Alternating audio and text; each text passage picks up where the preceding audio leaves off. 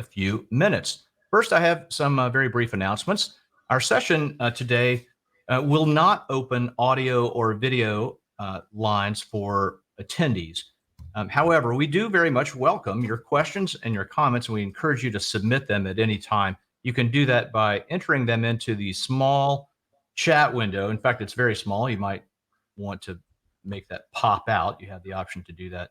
It's located just below the video display window. When you submit those, they'll come to me as moderator, and I'll read them on your behalf at the end of today's session. Also, as a reminder, we're recording today's session. We'll make it available to our members in the Sales Management Association's resource library, and you'll also be able to download slides there at the conclusion of our session today.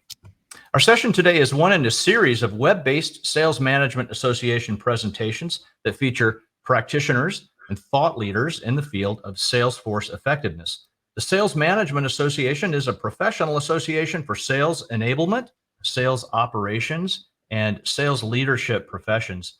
We provide our members with research, case studies, training, peer networking, and professional development. If you're joining us for the first time, we invite you to consider membership in the association and to explore more about what we're all about here on our site at salesmanagement.org. Also, please save the date for our next in-person conference that's coming up the 16th and 17th of March in Houston, Texas, when we will debut a spring version of our Salesforce Productivity Conference and herald the return of in-person events here at the Sales Management Association, matters of public health willing. So hopefully we'll see you in March, that session. But in the meantime, please do save the date. So my name is Bob Kelly. I'm Sales Management Association Chairman. I've got the honor and privilege today of introducing really a terrific speaker. I'd like to introduce her now. She is Lauren Bailey from Factor 8. Lauren Bailey is founder and president of Factor 8, a sales and sales management training company focused in virtual selling. She's the founder of two other successful brands, the Sales Bar, an online sales training platform, and Girls Club, a program designed to elevate women sales leaders through training and mentorship. Lauren was previously global director of training at SAP and an independent training consultant before founding Factor 8 in 2008. Thank you, Lauren Bailey, for being with us today. Welcome. Thank you. It's really a pleasure to be here. In-person events, could it be true?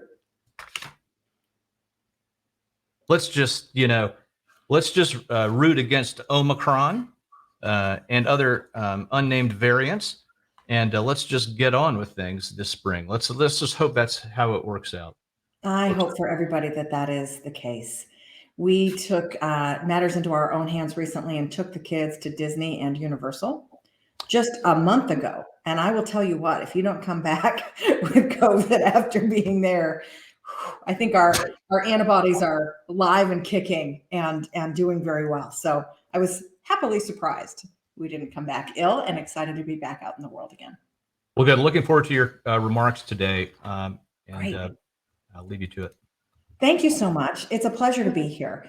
I've had the privilege of presenting to your audience once before where we talked about call coaching. We were talking about the skills of call coaching, how to get better at call coaching. Today, we're addressing strategic leadership. We're addressing enablement leaders, visionaries, corporate leaders, folks who'd say it goes beyond the skill. And this stemmed from our conversation, Bob, didn't it? Right? It's not just about getting managers better at coaching. How do you create that coaching culture? And I hope to share with you lots of supremely executable strategies and tactics to make that true, to help establish it and help nurture and anchor it in your organization. And we will give you a link to the other one we did about skill development as well. So let's start with the 3 reasons to invest in a coaching culture. I'm going to make the case for why this should be one of your top 3 priorities in 2022. Number 1, yes, coaching can impact the bottom line. The average coaching or normal coaching program that I will tell you about 90% of the sales departments, sales floors, if you will, I've seen in my very long career are normal. They're average. We're doing our best, but they're not great as defined by the Sales Executive Council. And those organizations average quota attainment about 55%. But when folks do it really well, look at that lift. That's 30 points. 85% of their floor hitting quota. If you are a sales leader, I will just give you a moment with your calculator to dream and perhaps a tissue to shed a tear at the possibilities. Here's reason number 2. Coaching checks 2 really important boxes: opportunities to develop and engagement of your workforce. If you're not currently struggling in the talent shortage crisis, congratulations and get ready. You likely will be, especially around salespeople. The generations we're hiring in the workforce today have top 3 motivators: opportunities for development, opportunities for advancement, and access to leadership. Great skill coaching does all 3. I want you to think about an initiative that your company took really seriously in the past 3 years, something that nobody stopped talking about. It surely wasn't a flavor of the month, right? That's how important call coaching needs to be for you to really move the needle. And you will reap the rewards by keeping and attracting great talent in this, not just talent war, not just talent crisis, shortage, talent crisis. We've got an emergency. All right. So the third reason coaching is critical: because your managers suck at it. Oh, sorry. Managers, I'm going to tell you, it's tough, isn't it? I say it with love and understanding. I am a former sales manager and I'm a horrible natural call coach. As I wrote this curriculum about call coaching, let me tell you, it was from the point of view of how do I stop sucking at this so bad? Let's find all of the best practices. In my 20 years of teaching skills to reps and managers, the number one hardest skill to shift for managers is call coaching. Sales Executive Council agrees with me and ranked manager skills recently, and call coaching came in dead last. You guys, it's tough. It's really tough to shift this behavior. I'll talk about it towards the end when we look at management skills. And of course, we'll give you a link to that previous webinar and a chance to jump into send your managers to a sales manager bootcamp. So we've talked about the 3 reasons why. Let's just take a minute and talk about culture. When we say a call coaching culture, what does it mean? Well, let's start with the definition of culture, right? The culture of an organization is a feeling, isn't it? It's almost the attitude or the personality. It's the personality of an organization. I'll give you an example. Think about how different these meetings feel: a termination meeting, a sales huddle, an annual review, the announcement of the annual sales contest winners, day 2 versus day 1 of a sales kickoff session, peer-led versus professional-led training. Each of those invoke a different feeling, don't they? They each have a different culture. So what does a coaching culture mean? When I envision this, to me, it's the smiley face of the organization. It's the heart. It's the people first kind of organizations that have a coaching culture. It's one that is focused on people and their development. It's one that's all about skill generation, about learning, about growing, about making mistakes, about constantly improving, about all of us working together to raise the bar. Wow, that's a company and a culture employees want to join. Notice, however, that I didn't say it was a personality of compliance, of conformity, of mandatory improvement. All of those are also possible with coaching, coaching tools, coaching processes, coaching cultures. So if you're looking for that coaching culture, it's one where skill coaching and rep development lives and thrives and is an overarching feeling, right, of that smiley face and heart of an organization. Oh, it sounds drippy, doesn't it? Just remember 85% quota attainment. Now, I want to give you the flip side of culture. This is my very favorite definition. Grunter and Whitaker coined this. The culture of any organization is shaped by the worst behavior that leadership is willing to tolerate. So many of us think culture is defined by our values and our mission statement and, the glossy posters that we put around an organization, but it's not, right? Think of your very, very top performers out there. When I think about the top reps throughout my sales career, they were the ones willing to bend the rules. The managers that had the top performing teams and the top commission checks, they operated in a lot of gray areas. The culture is the worst behavior you're willing to tolerate. Are you willing to tolerate that top managers and top reps don't get coaching and development? Are you willing to tolerate that we coach and develop people and learning is important unless we're behind for the month? Are you willing to tolerate that you get to coaching when you feel like it? And I say it's important, but the winners of the annual contest may or may not have ever done it or received it. Okay. That is what will actually define your coaching culture. So I want you to look not just at what the goal is, but what everyday life in your organization tolerates. What is so important that pushes coaching away? That is why the number one ingredient, no matter everything else I say, is your leadership and their commitment to a coaching culture. If you are a training or enablement manager attending this today and thinking, I have been charged with developing a coaching culture for next year, I want you to pause and go talk with your boss and your boss's boss until you get all the way to the head of sales, maybe even the CEO. Because how this lives and dies depends on how important it is to him or her. They define culture in an organization. Okay. If you've got somebody who's 120% bought in, it's one of those top 3 initiatives that you thought about earlier when I said what's been most important to your company in a way that it was easy to roll off your, that's how important it's got to be for this to really exist and live. Why? Because you guys, there aren't learning emergencies. There just aren't.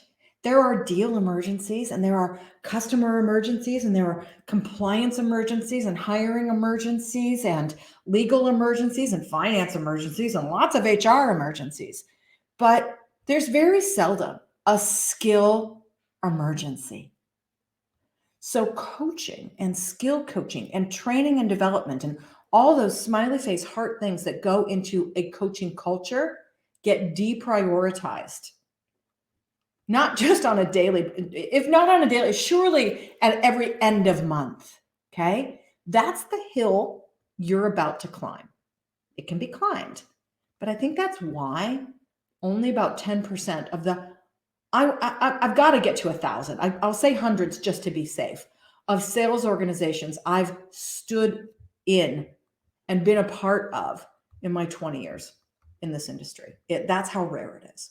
So how can you tell how somebody takes something seriously? 2 ways. Number 1, we look at what does that leader talk about and where do they spend their time? If you're listening to this and saying, hey, you know what?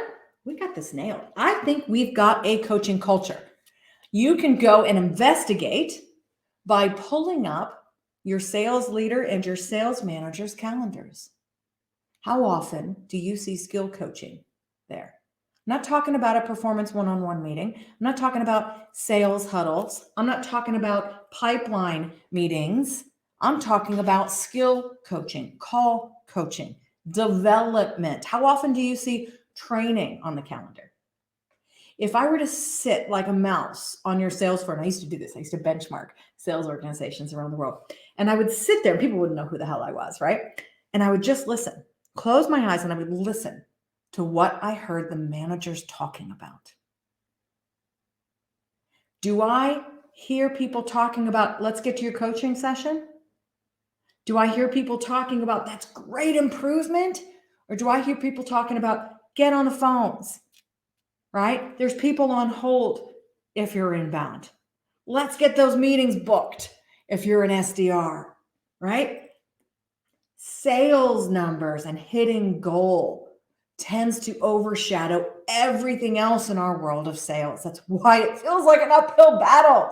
My loving enablement leaders, I feel your pain. I sell training for a living, right? I feel like I've been on a soapbox for 20 years saying, leaders, you got a budget for training, damn it. Give me a break.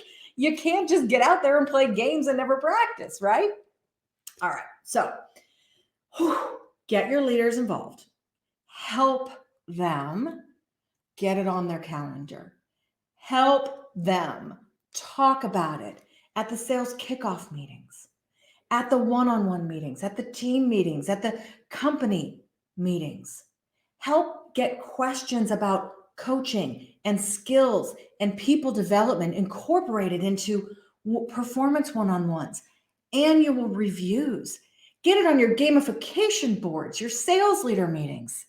Get your leaders to drive by, drop in on your managers doing their coaching. We call it triad coaching, and we teach leaders how to go do it. That's how people will know it's important and it will continue to live. Okay? That's my number one tip. Now I'm going to go in to all of the rest of the content. I shared a stat earlier that said the Sales Executive Council says great programs, formalized, best in class coaching programs get 30-point higher on quota attainment. What do those programs look like? The 4 S's: strategy, structure, systems, and skills. Okay. Last time I focused all on the skills. So this time I will focus more on the first 3. At the end, we'll give you a chance to enroll your managers in a crash course in the skills. Our goal is to help you either evaluate your current program or help you build this initiative going forward. And we're going to start with strategy. All right. Let's dig in to strategy. If you are, again, an enablement coordinator, individual contributor, manager even, I'm going to invite you to go get your sales leader, your enablement leader, your CEO, go get them involved here, because we're going to answer some really important questions. And we won't be able to answer them unless we have the highest levels in our strategy planning session. So if this is a goal for next year, have this meeting before the end of the year. Write these down and ask your sales leader, enablement leader, CEO, GM, whoever it is. Let's ask these questions. Are you ready? Number 1, what are the goals of the program? You guys, I know that feels like a throwaway, but it can be very, very different. Imagine how program A and program B will have very different cultures and downstream effects, okay? If the goal is raising performance and quota attainment versus rep engagement and retention, I need them to get better on their calls and have higher quality calls and close more deals versus I need reps to love their manager and want to come to work. Those are different coaching sessions. What are the sub goals that come in here? Is it customer satisfaction? Is it growth? Is it career development?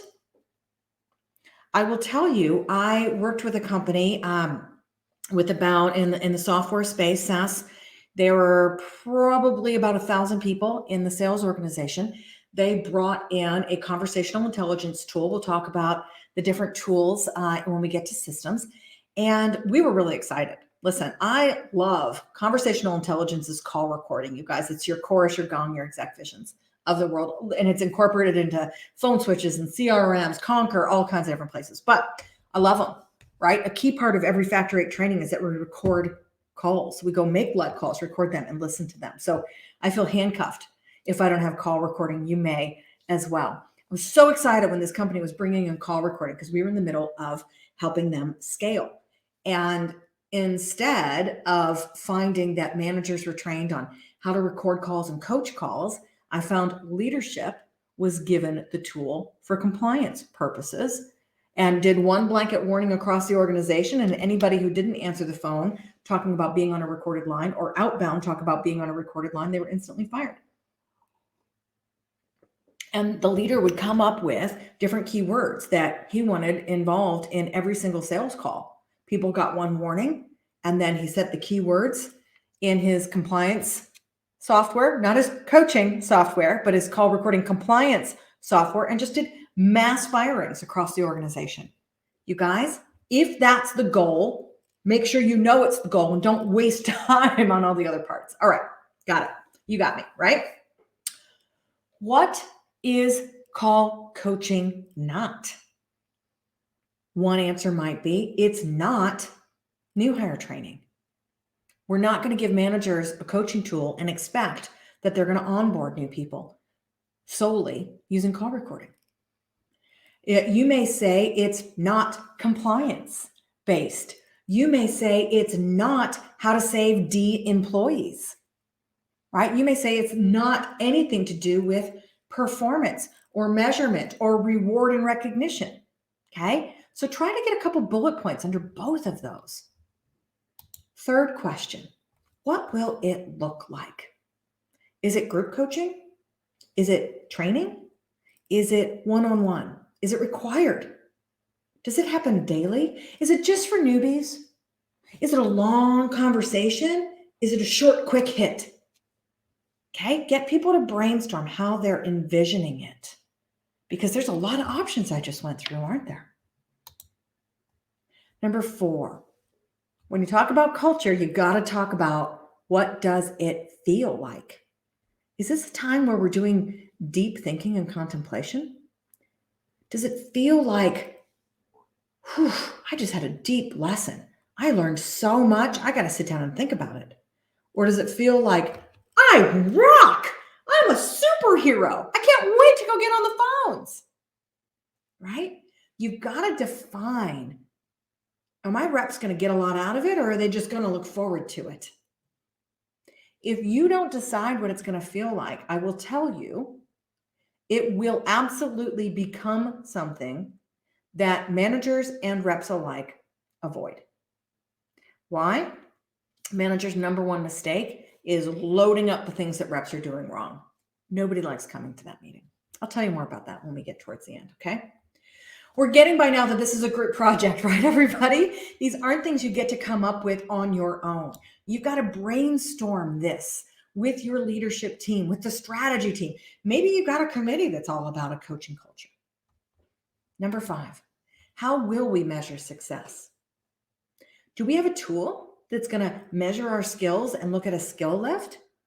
Are we going to do it based on customer satisfaction? Are we going to do it on call grading? Are we going to do it on employee satisfaction? Are we going to tie it to close ratios? How will we decide? And that certainly goes with number 1, doesn't it? Number 6, how do we respond to failure? I want you to decide how you respond to the failure of the rep, how you respond to the failure of the manager. What's worth a write-up? What's worth public celebration? If a manager is required to do 2 coaching sessions per employee per month and he skips it because he's behind his number for the month, what happens? If a rep is required to improve skills focused on in coaching and she doesn't, what happens? What is call coaching more important than? You've got to decide this because your sales managers, there's no busier job in the world. Okay. Enablement folks, my training leaders out there, that's why they don't respond to you. It really is. I've been a training leader. I've been a sales leader. I've never been busier and more stressed in my life than when I was a frontline sales manager. I run 3 companies right now. It's a tough job. Okay. So we've got to help decide if we're going to put call coaching on their plates in a serious way, not in that normal, like everybody else does it when they get to it kind of thing. Nice to have. What do they get to take off their plates? What do they get to postpone? Are there department meetings they don't have to come to anymore? Could we deprioritize same-day email response? Could we do quarterly instead of monthly business reviews? They've got teams of 10 to 15 people. That's, 15, 30, 40 hours a month they're not spending right now. What is it more important than rep to manager ratio? Could you reduce the number? Is it more important than their input in hiring? Okay. What will you take off their plates? And then it begs the next question. What is it not more important than? Making the number? Forecasting? When do they get to decide? When is it okay that we don't do coaching? Good. Manager level and rep, you guys. Okay. If the rep is behind on their activity for the day, do they get to skip coaching? Or is coaching more important? Come up with 5 or 6 scenarios and ask the questions. All right, let's keep rolling here. Structure. Whew.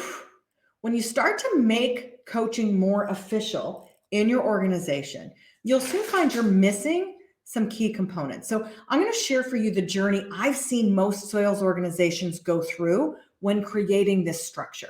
And I will also tell you that most of my experience has been, I don't want to call it bottom up, but we don't have that highest level leader really excited about it. So we're helping managers and directors, sometimes VPs, figure it out as they go. Here are the questions that they ask in order. The order is important. All right. Question number 1. What do we coach? You need to do more call coaching. Okay. Well, what skills? Am I coaching their intros or am I coaching their voicemails? What's most important? They will absolutely ask it. And you'll find that if you look at it, they're all coaching something different. When they don't know what to coach, you guys, they start coaching tone. I'm not even kidding. They will talk about tone of a phone call when there's 16 other glaring issues. Boy, you could have sounded more upbeat.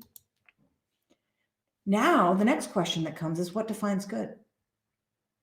If I'm coaching people's prospecting skills, what is good prospecting? You can see why it's so important to define these up front.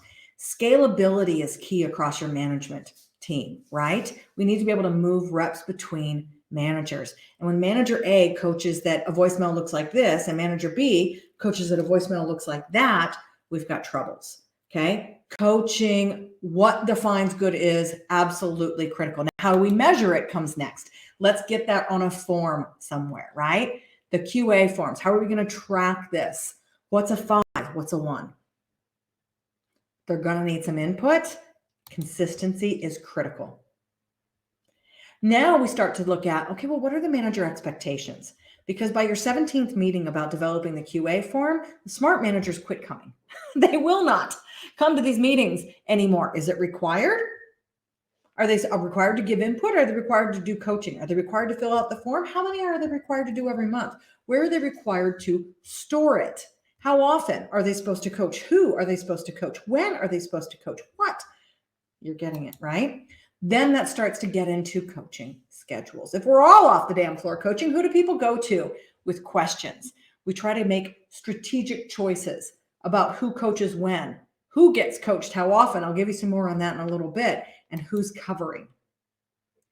Then we get into rep expectations, right? The tracking, the reporting, the corrective action. By the way, you'll see this is last. Why?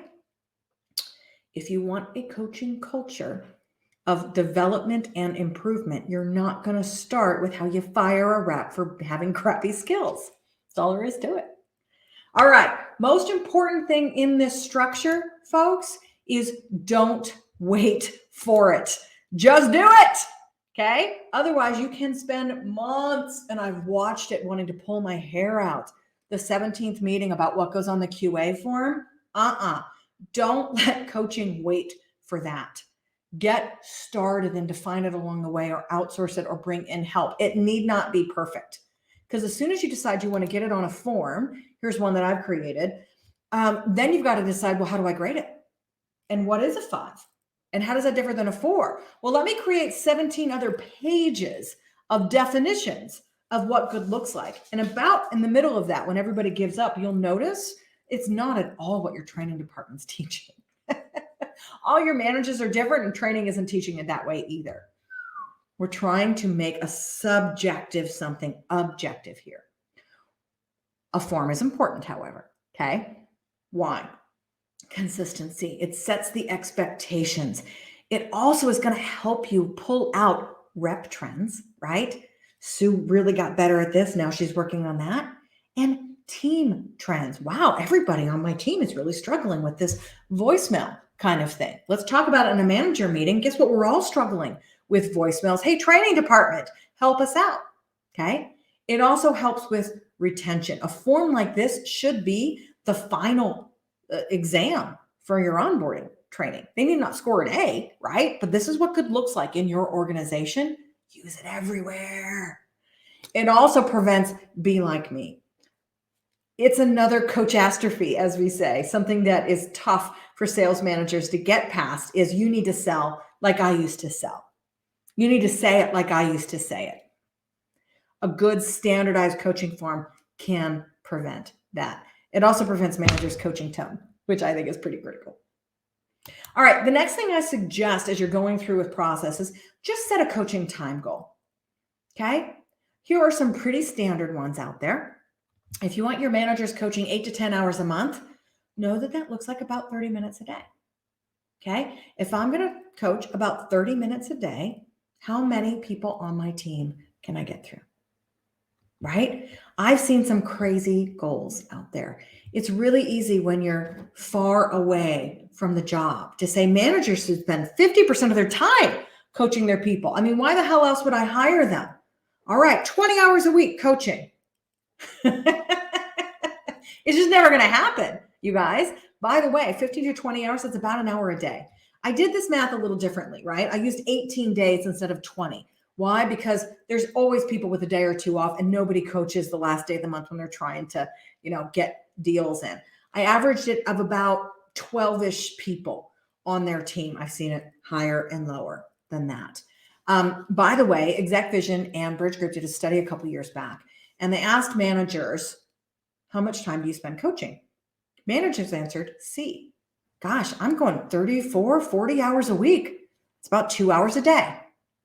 Then they surveyed those managers' teams. Less than 50% of the reps actually agreed with that.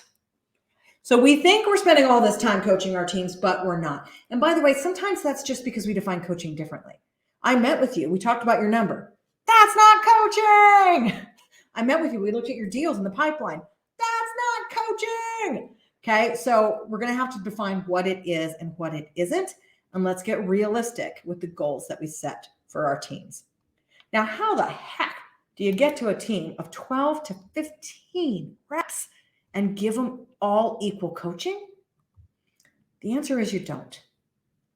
We teach strategic coaching, okay?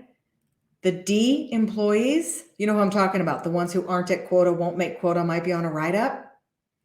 They don't get the top amount of coaching. It's a really common mistake, you guys, right? If you decided your strategy is we use coaching to save our lowest performing employees, then coach these all day long. But if you're looking to actually shift the number and retain people who perform, your number one priority, pause for effect. So your A players, B players, C players, or N, the newbies. We don't know where they go yet. What do you think? It's your B players. We've run and modeled the numbers. right? If you can get a 10, 20% lift of your B players, that is what makes the biggest difference to your revenue. Maybe that's not the goal. For most of it is, okay? And everybody does not get coached equally. Another tip when you're looking at process, time being our number one barrier. Our sales leaders can absolutely help with this.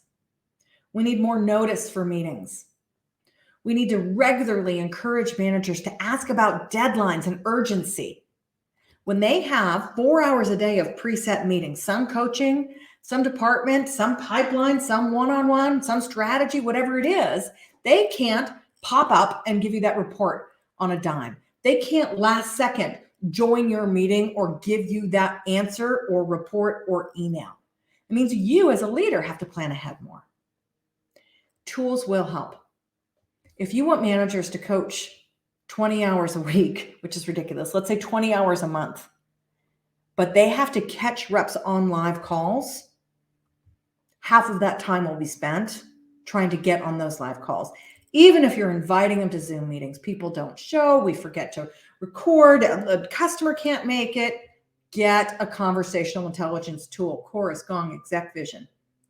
More tools help as well. We'll look in process.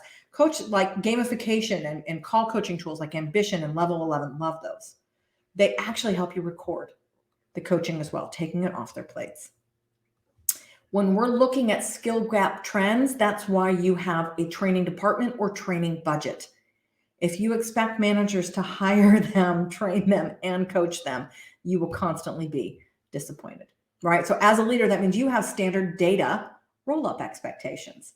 When I meet with my sales managers, I will ask them the top 3 skills on their team and the bottom 3 skills on their team. I will ask who's scoring highest in their call quality, who's performing highest, and I will look for correlations. You got to ask about this stuff, right? You can tell what's important by what people talk about and where they spend their time. All right. I want to share with you that the ultimate goal in process is that quality of your calls. Again, subjective, qualitative, the art of selling can actually be quantified and make it onto your sales dashboard when you have a really great process. And baby, that just opens everything up, right? Imagine actually being able to celebrate people who are scoring the highest on calls. Gamification boards lighting up when Josie has the perfect call. Somebody has a 23-point improvement in their skills. Woohoo! Let's celebrate that. Sometimes the culture piece is about behaviors, not just what's easily measurable. I'll tell you a quick story about that.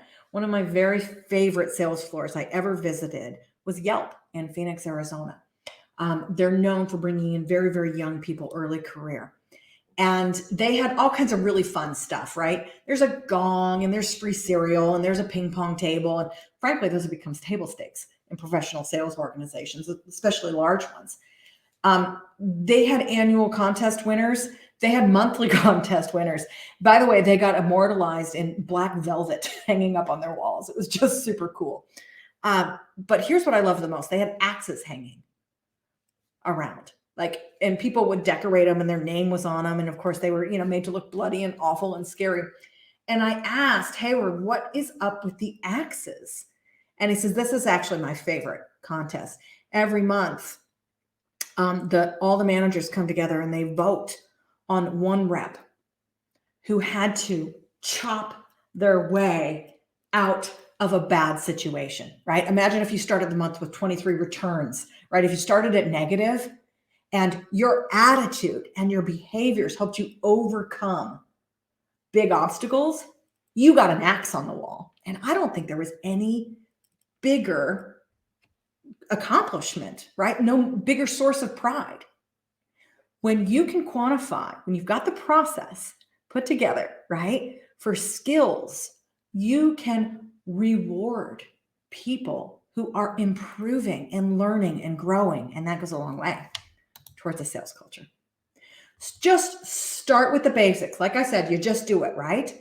I used to use a paper form. I called it a wins form. What I need to succeed. Here are my strengths. Here are my improvement areas. Here's how it affects my performance. Here's my actions. Here's my manager actions. And I signed it. Easy. Stick it in a paper file. Put it in a Google sheet. You don't need to start with the systems, right? You can just start with the basics of tracking progress. This shows it's important. It gives the manager something to refer to, and it prevents the hamster wheel. I'm working on the same skill over and over and over again. Whew! A lot in process, wasn't there, you guys? Systems is a short section. I've already referred to lots of great systems out there, okay? These will help record calls so that they're easier to get to. They'll help you create call libraries. You can even track and dashboard sales skills and skill development when you do it right, okay? Be ready. The number one thing that instigates a call to my sales training company, Factor 8, is somebody got call recording and now they hear what's actually happening out there and they are not happy with it. We need to improve. I need to professionalize my sales organization because, damn it, I heard their calls and it was scary. So be ready for that. Here's my number one tip, you guys, when it comes to systems. Most common mistake is I want to have a call coaching culture, so I'm going to go buy the tool. Nobody knows how to use it. There's low adoption to the tool. I feel like I'm wasting money. It's a pain in the butt. Everybody resists it. Why? You did it out of order. Here it is. Process, skills, then systems. If you can define what goods looks like and you have them working on, pulling out their own calls, sitting side by side, using paper, and you still get it done and you've aligned the organization to support it, that culture, that leadership, what's in the meetings, what gets celebrated, all the tips I've given you so far, get them into place.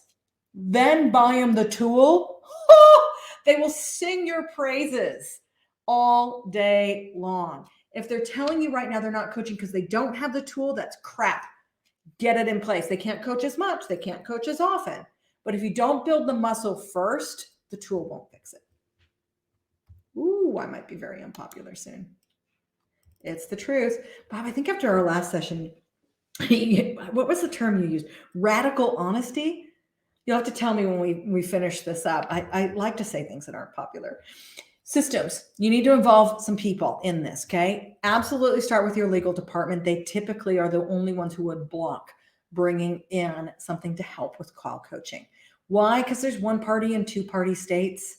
Systems can record two parts of the conversation, one way or two way. You can also have inbound versus outbound call recording. Really, really smart IT departments can make sure that you're only recording calls in one party states versus two party states. Some will integrate this with their phone switch, some with their CRM.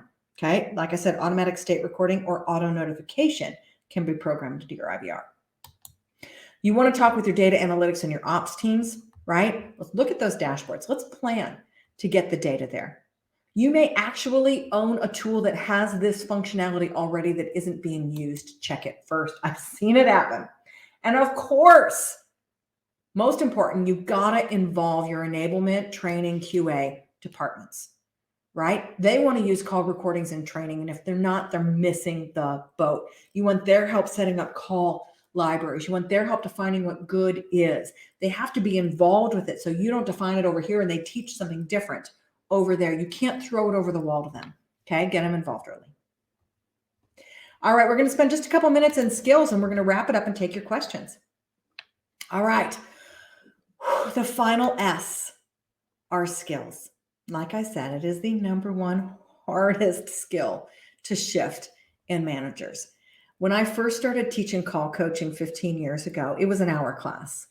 And I quickly realized, that's not going to work. Then it was a 2-hour class. Then it was a 4-hour. It's an 8-hour, 3-part engagement now. It takes that much effort and time to turn great sales managers into great coaches. Why? Because most sales managers were great reps. And great sellers are me focused. We're competitive. It's all about the win. It is not about the patience of gradually helping somebody improve. That can be crazy making to our personality types. All right, a few things I want to highlight that we teach in our call coaching certifications. Everybody's favorite, their feedback is we love the coaching model. Coaching is a model we use for every single meeting if rep manager interaction that we teach at Factor 8. It helps you keep it sorted. COACHN. You can use it in a pipeline meeting, a team meeting, a one-on-one meeting, and of course, call coaching. Here's an example. We start by clarifying expectations, right? See the O. Most important, A, asking questions, ending with next steps. Let's look at an example. Hey, Bobby, last time we decided we were working on call intros. I know we've got a few calls scored. Let's see how you're improving. Clarifying expectations is just, here's what we're doing in today's call coaching. Simple, one sentence. Then the manager gets to go. Here's what I observed. I heard you using new intro on most of your clips. I heard you crash and burn.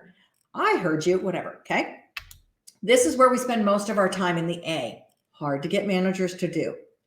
Translating what I want to say to the rep into questions to ask the rep for self-discovery. That is the trick to a great coach, isn't it? How did it feel using the new technique? Does the customer's reaction sound different to you? Where could we improve? There's an art to picking the right questions. Then we've got to commit to actions. What can you do to focus on that skill before our next time? And how can I help? That's the H. Very often it should be a role play. Great idea. You're right. That is where you use your sales questions. Let's practice. I'll play the customer.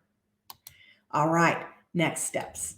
We'll each bring a graded call to our next session in 2 weeks. We'll focus on blank. Will you send the invite? Managers, if you're joining this, the rep gets all the actions. All right. I want to share one other tip with you in the skills section.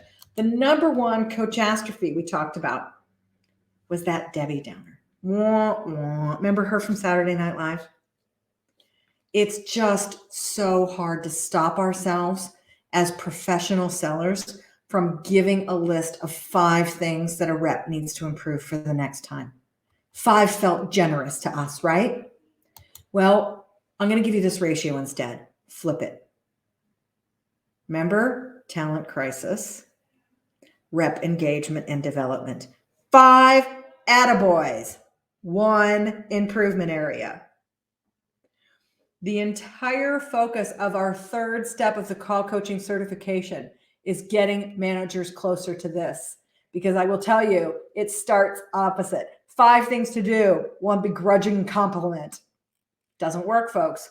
You need reps leaving their coaching session feeling like a freaking superhero. Confidence. That's a sales sport, right? So it's a tough thing. This helps me coach the rep, not the deal. I can't coach live calls anymore. Nope. I cannot stop myself from jumping in and closing the sale instead. So instead, use a past call, use a recording, and focus on improving the person, not helping close the deal. That's why it's so hard. All right. If you would like to go look at more skill tips, I'm going to refer you to our previous SMA seminar. You can watch it at factor8.com/coaching. I bet Bob has got a link as well. We talked about addressing the gaps in call coaching. My last few slides, I'm just going to talk a little bit about anchoring that call coaching culture. Maybe you're going to develop it and you want to make sure you keep it. Maybe you've got something great and you want to hang on to it. Here's the 5 I've mentioned already. Leader participation, manager expectations, manager measurement. What gets measured gets done. Sales reporting integration. We've got to be able to report not just like, okay, are we doing it, but are we improving skills? Can I get a trend line on Becky's sales skills improvement and QA scores? Gamification. If you want yours to be a development culture, you better get development on your celebration boards. Have some fun with it. If it's important to you, it's on the board, not just dials and talk time. Here are 5 additional ways that you can anchor call coaching. Number 1, realistic manager to rep ratios. If your managers have a teams of 13, 15, 18, or 20, you're kidding yourself that they've got time for call coaching. They are putting out fires all day long. We call it whack-a-mole management. Number 2, you got to have above average rep onboarding, folks. If your managers have to hire them and train them, they will not have time to coach them. Invest in a great onboarding program. Enablement leaders start there. Then get your managers to coach it to help keep it alive. We have to have a manager development culture. Not just training them how to be better call coachers, right? If you've never developed your managers before and then you lay out and say, we're going to have a coaching culture, it's not going to work, right? Your managers are the ones who decide what your culture is. And if they're not used to having to do development, they're not going to support it. Let me give you another look at that. Unless they love skill development and they too are passionate about improving themselves and their growth and their careers and their skills, they won't prioritize doing it for their team. They will give you some lip service until anything more important comes up. Triad coaching with a leader. We do triad coaching a lot, right? Somebody's a rep, somebody's a manager, somebody's the leader. As soon as the manager coaches the rep, the leader coaches the manager. It's a great way to get your leader involved. And finally, sales rewards. Remember that story I told you about the axe on the wall? Maybe your most improved seller gets a reward. Maybe it's points in your annual sales contest, right? Maybe it's not just about the top deal, but the perfect call. There's lots of different ways to play that. All right. Whew. We're just wrapping this up. I've got a couple great opportunities for you. If you are developing a coaching culture and your managers need that training, you can send them to a Factor 8 bootcamp. Factor8.com/SMA. This is my 3-part get your managers whipped into shape and becoming awesome call coachers. 3 online courses, 3 live sessions. So it's self-paced, synchronous, and asynchronous. They will have a peer cohort, which helps so much. Yes, you can send multiple people. They're going to walk away with templates as well, cheat sheets, and even coaching guides, and we'll certify them. If you sign up in the next week, you get $100 off. It's already done really, really inexpensively, you guys. This is under $500. It's amazing. You will pay 10 times that out there. You can use the promo code HELLOSMA to get $100 off. HELLOSMA. So go to factor8.com/SMA. In fact, when you go there, you may find additional boot camps. If you've decided my managers aren't into training and I need to get them focused on their own development before I even teach them call coaching, enroll them in Manager 101 Bootcamp. You saw at the beginning that I also started a company called Girls Club. This is about taking individual contributor reps that are women and helping them develop to become high-performing sales managers. It's a 6-month certification. It is life-changing. We take applications once a year, and they are open right now. wearegirlsclub.com/apply. If you've got additional questions and want to follow up, you can find more information about my 3 brands at the website below. There's my personal email address and our phone number.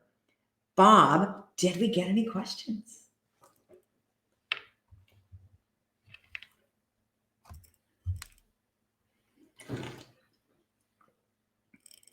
I don't hear you. I see.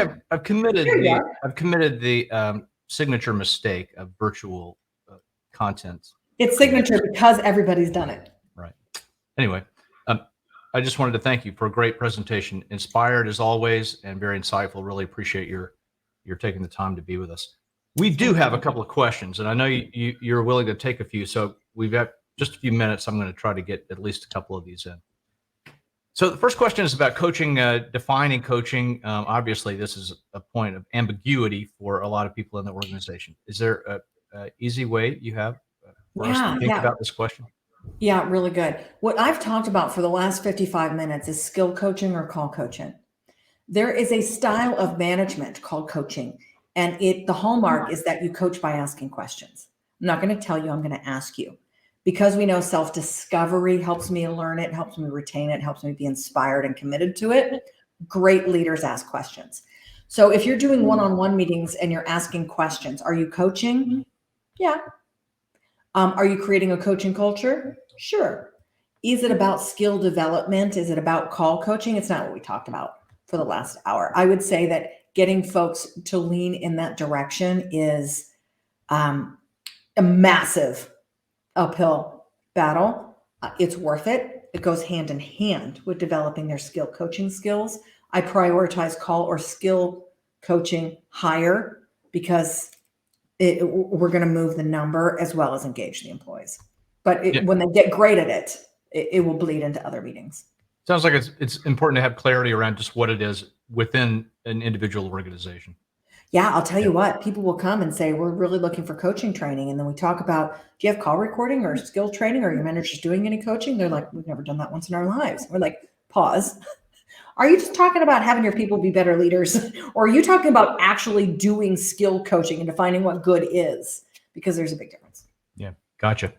Next question has to do with maybe influencing culture from a position other than that of the chief executive officer. It's a challenge.